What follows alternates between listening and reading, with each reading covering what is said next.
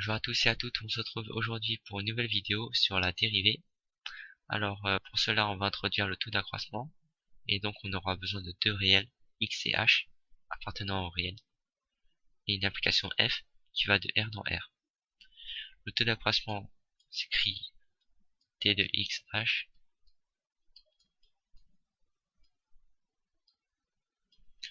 qui est égal à f de x plus h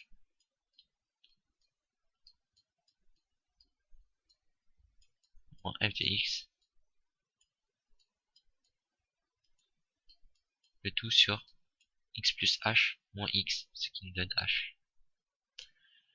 Cela peut s'interpréter graphiquement.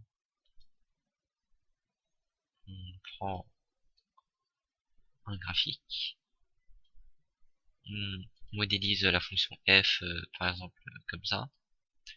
Ici on place le point x, ici le point x plus h.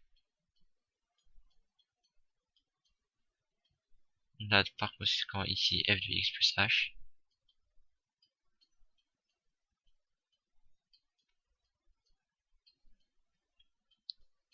Et ici f de x.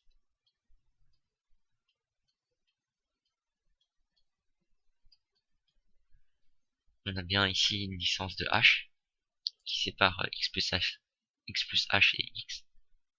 Et le taux d'accroissement, et ben c'est tout simplement le coefficient directeur de cette droite que je trace là. Et bien le nombre dérivé, c'est en fait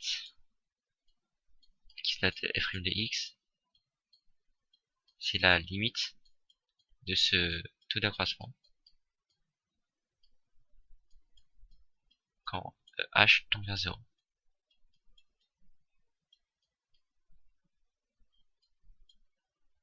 H tend vers 0. Et bien graphiquement, si h devient petit, x plus h s'approche de x, et donc f de x plus h va remonter gentiment la courbe jusqu'à approcher f de x. Et donc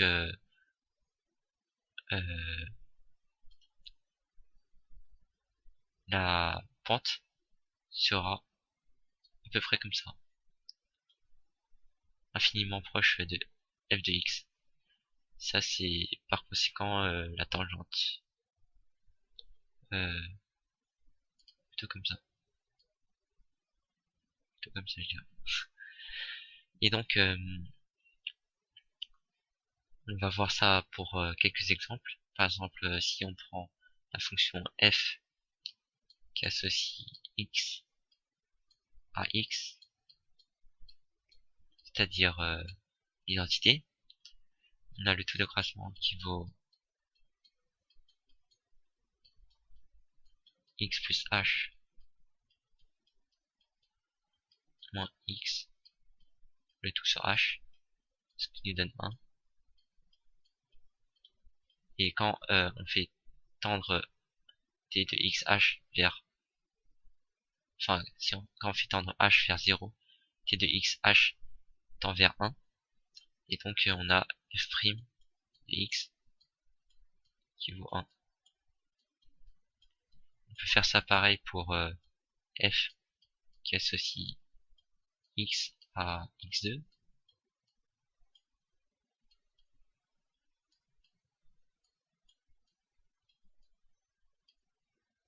Le taux d'accroissement nous donne t de xh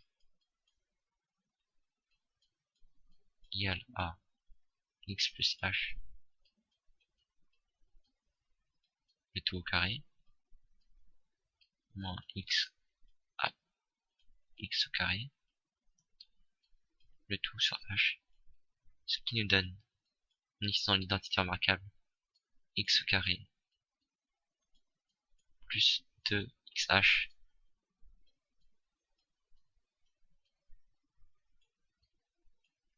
plus h carré moins x2, le tout sur h. Les x carrés se simplifient, ça nous reste 2xh sur h, ce qui nous donne 2x. plus h carré sur h, ça nous donne h. Et ça tend vers 2x quand h tend vers 0. Donc, f' de x égale à 2x. On retrouve donc notre fameuse dérivée de la fonction x carré qui vaut 2x. Pour revenir à la tangente, on a vu que le nombre dérivé représentait le coefficient de la tangente, le coefficient de la pente de la tangente. La tangente, on sait que c'est une droite affine, T indigé, qui se note souvent ainsi, ax plus b.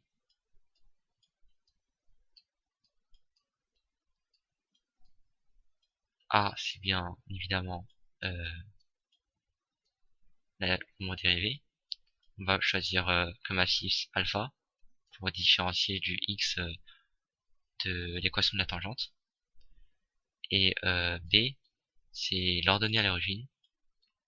Et donc, par exemple, si on se place pour x égale alpha, on veut faire simplifier f' de alpha. Donc, il va falloir enlever alpha f' de alpha. Et pour x égale alpha, on veut que ça soit la valeur prise de la courbe en alpha, c'est-à-dire f de alpha. Donc b vaut moins alpha f' de alpha plus f de alpha. En les injectant dans l'équation de la tangente, on a bien f' de alpha x moins alpha f' de alpha plus f de alpha. Ainsi, on a, en factorisant par f' de alpha, f' de alpha x moins alpha plus f de alpha. Donc, en reprenant notre graphique et notre chère fonction f, par exemple, on se met ici alpha. La tangente, on la trace. On sait qu'elle est là. Je vais effacer ça. C'est ici le point. Du coup, la tangente, elle est comme ça. Et donc, le coefficient de la pente de la tangente, c'est bien f' de alpha. Et si on se place à x égale alpha, l'équation devient alors alpha moins alpha, tout ça vaut 0. Et on a bien f de alpha. Et f de alpha, c'est bien l'ordonnée de la pente pour x égale alpha. Ainsi, on a une droite qui passe par f de alpha et que le coefficient de sa pente vaut f' de alpha. Donc, on a bien l'équation de la tangente. On retrouve ainsi la formule de la tangente f' de alpha, facteur de x moins alpha plus f de alpha. C'est tout pour aujourd'hui et à bientôt.